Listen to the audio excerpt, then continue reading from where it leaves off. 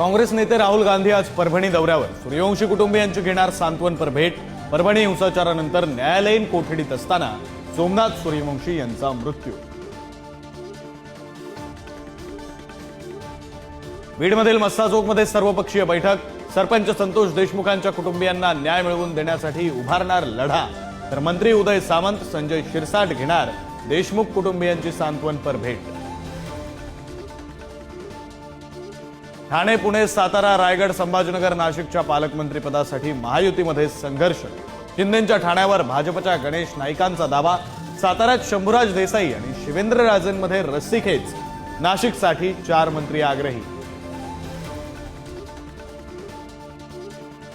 पालकमंत्रीपदाबाबत तिन्ही पक्षात योग्य समन्वय, 90% वाटप पूर्ण झालंय। 2 ते 3 दिवसात मुख्यमंत्री निर्णय जाहीर करतील, मंत्री उदय सामंत यांचं स्पष्टीकरण।